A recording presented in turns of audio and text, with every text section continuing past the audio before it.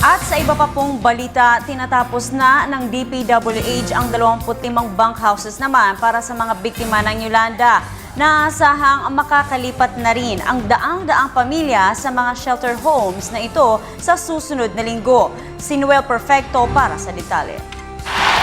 Prioridad ng DPWH ang makumpleto ang 25 units ng mga temporary shelter homes bago tumating ang ika-9 ng Disyembre para matirahan na ng 600 pamilyang naapektuhan ng bagsik ng bagyong si Yolanda.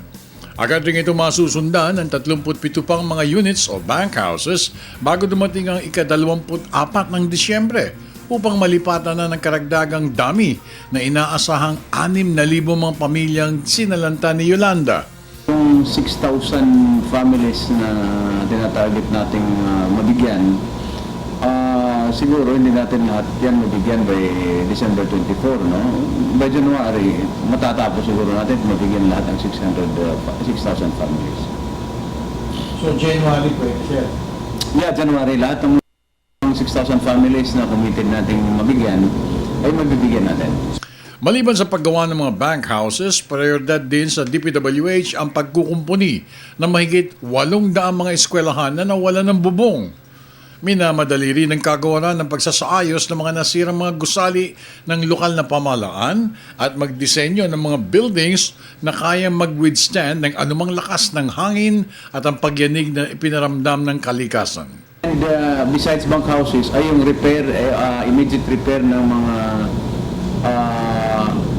school buildings. School buildings that can easily be repaired. No? Ibig sabihin, halimbawa may mga eskwelahan lang tayong natanggal lang yung mga bubong. No?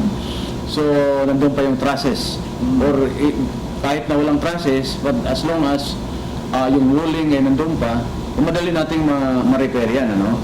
So, we are in coordination with DepEd. DepEd gives us the number of school buildings na pwedeng ma-repair kaagad. No?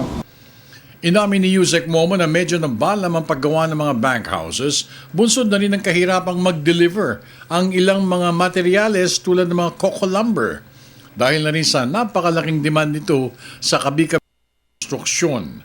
Ngunit nasolusyonan na ito kung kaya't nakahabol sa takdang panahon ibinigay na sa schedule para maabot ang oras ng pagtatapos ng mga bunkhouses.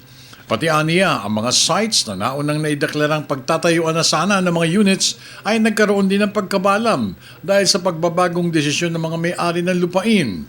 Ngunit pati ito, ayon kay Momo, naresolbahan na rin kung kaya't sa ngayon, tuloy ang paggawa ng mga bunkhouses at ang paghigpit sa mga ipinatutupad na direktiba ng pamunuan, partikular ang pag-obserba sa 40-meter easement mula sa mga coastlines at ang no-build zones at ang lokasyon ng mga paglalagyan ng mga gagawing gusali.